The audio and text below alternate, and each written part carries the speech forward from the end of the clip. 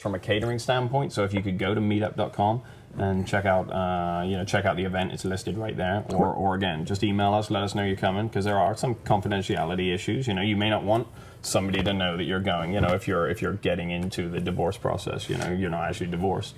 So, it's not. What day of the week is that? Where are you, honey? That's a Wednesday. Yeah, it's Wednesday. Wednesday. We talked briefly about McDaddies.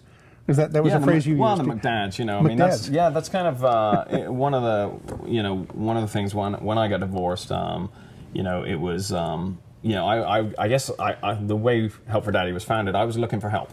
Not necessarily help with what we've become now, with the mentoring, because I always knew I wanted to be involved in Naomi's life. But I was just looking for help, again, back to that whole, what do you need? Well, I could do with a couch, because a couch is going to cost me $100, at Goodwill, and I could use that $100 for something else, So again, when, one of the questions we get asked is, why aren't you more involved in fathers' rights?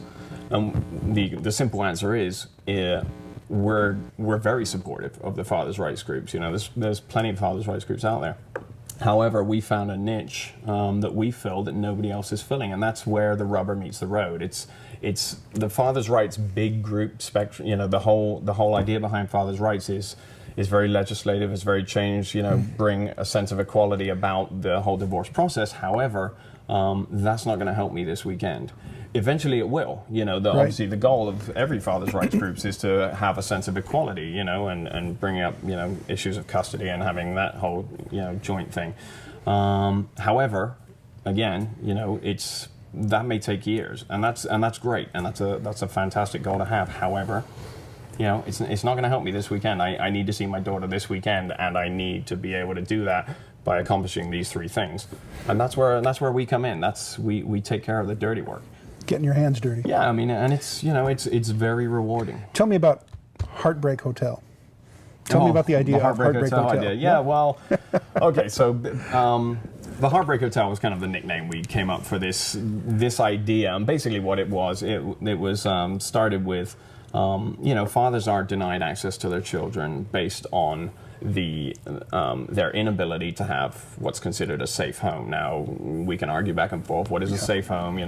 We have some definitions, exes, judges, they all have different definitions, but there are some that just don't have safe homes for children, whether it be inside the home or the neighborhood or whatever it may be.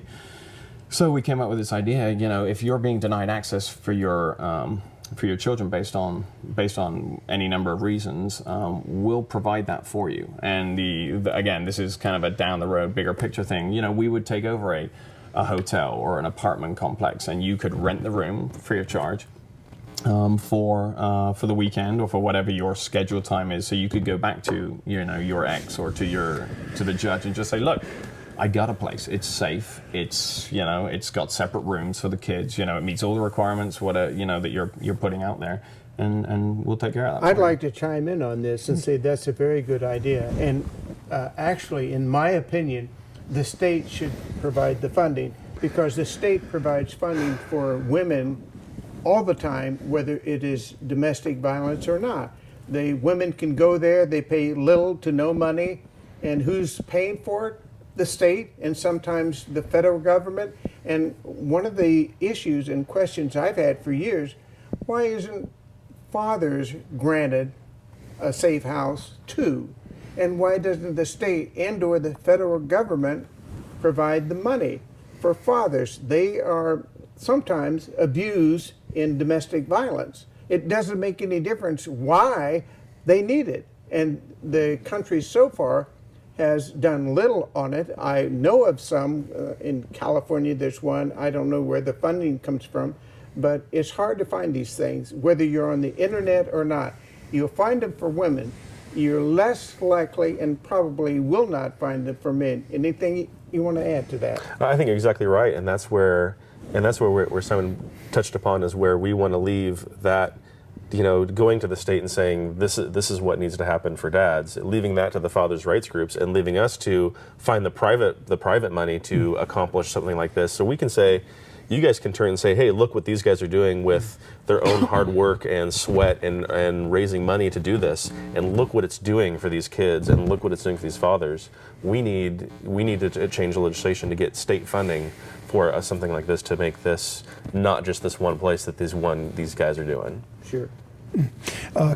You said nothing was off the table when we got ready to talk about this, and I don't mean to scare you, but I do want to talk about very real issues of money. Money. Can you guys tell me about the funding that you've gotten and things you've done with what you have? Well, I think as with any nonprofit, it's safe to say, we never have enough for what we can do, or for what we'd like to do. We've applied for several grants, but we rely right now entirely on donations. The nice thing about what we do, again, where the rubber meets the road, it's a lot of tangible goods. It's hey, somebody will call up, through however means they find us, and hey, I've got a couch that I need to donate, or I just had a garage sale and this is all the stuff left over. We'll come pick it up. I would tell everybody, if you're coming out to if you're going to donate something to Goodwill, and you think that our cause is something that you might like to support, call us. We'll come get it. Wow. You get the same tax benefit. It's the same. We're a 501c3. Say that out loud, real loud, so everybody can hear about donations again. We want your stuff. Well, I mean, no, it really well, and it's funny when when we get calls and it's hey, I've got a coffee machine and I've got a couple of old pillows, and do you want it? And my response to them is always, well, okay. You imagine you walk into an apartment for the first time, brand new apartment, you're on your own, you got the clothes on your back, which unfortunately sometimes, we deal with dads who are like that. What do you need in that apartment? And the answer is everything. I mean, so it's a little, I know it's not as simplistic as saying, there is no thing that's too small to give, but the household appliances, kitchen cutlery, clothes, and it's not just for the fathers either. It's we do get a lot of stuff just for dads, and again, I think that HelpForDaddy lends people to think, oh, this is just for the dads, but it's for the kids too. I mean, if you've got kids' clothes, we do monthly drives, or we've done monthly drives, I should say, where we have we'll focus on, hey, February is young daughters, it's little girls' clothes month. So if you've got any clothes that your kids are growing out of, that's our particular emphasis, for clothes. That's our focus for clothes this month. And let me add to this, or maybe question.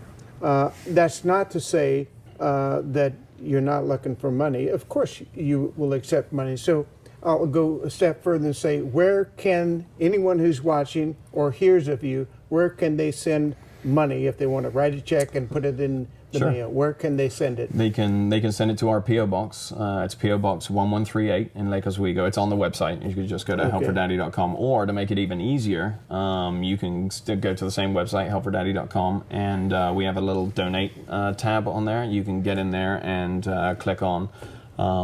We have a PayPal account set up, so just grab your Visa. Or they can use your charge card if they wanted to. Exactly. Yeah. One of the other things which we want to talk about real quick, and it's on the same topic of funding, we just teamed up, real excited to say that we just teamed up with a company called Cafe Give, cafegive.com. Yeah, and they, our grant writer, Mel, found them, did a fantastic job setting it up with Laurie at Cafe Give, and basically the premise is it's long story short is you go in through cafegive.com, you select HelpForDaddy as your